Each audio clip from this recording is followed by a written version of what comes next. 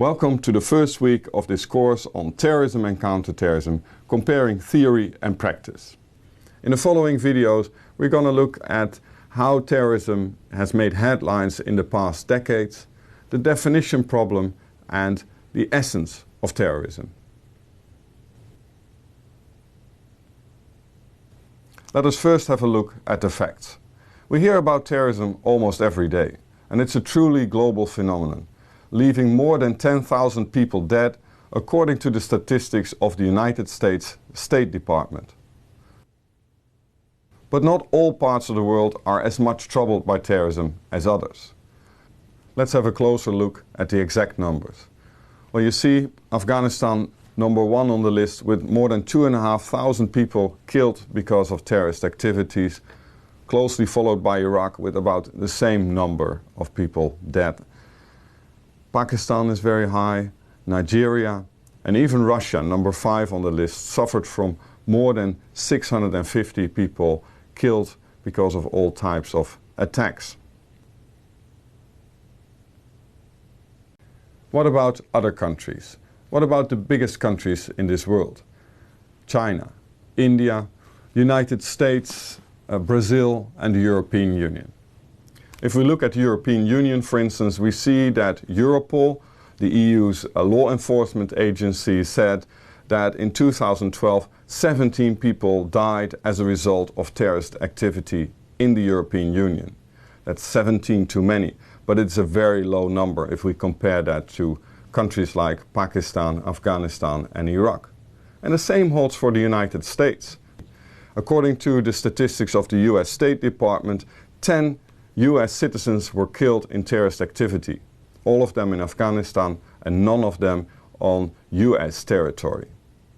And India, one of the biggest countries in this world, they face quite a lot of terrorism and have a pretty high number of people killed because of terrorism.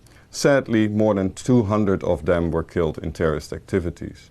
And China, the biggest country, has 15 people killed in terrorist activities in the year 2012.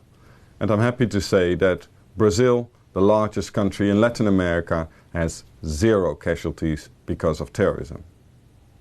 Let us now have a look at the graph with all the 10 countries that I mentioned.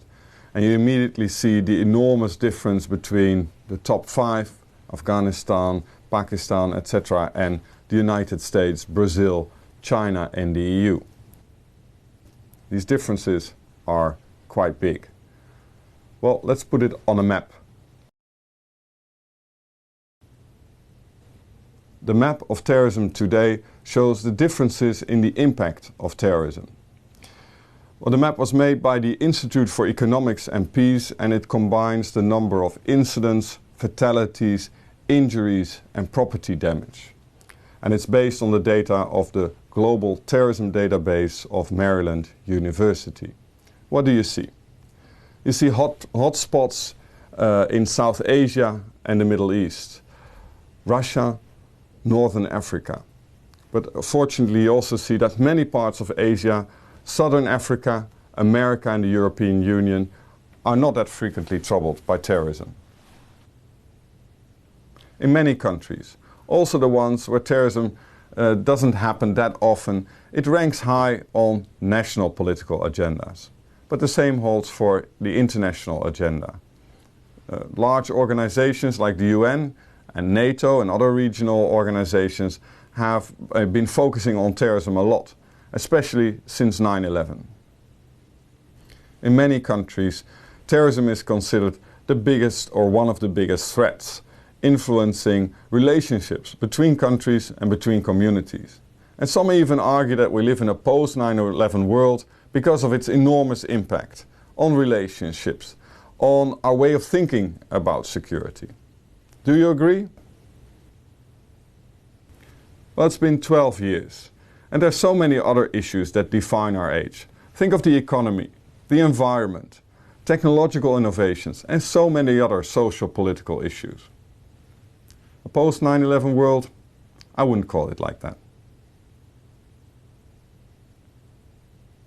So what have we learned? Terrorism is a worldwide phenomenon, but there are enormous regional differences. And terrorism has a great impact on peace and security. And therefore some believe that we live in a post-9/11 world. In the next video, we're going to look at the history of terrorism, the terrorism before 9/11.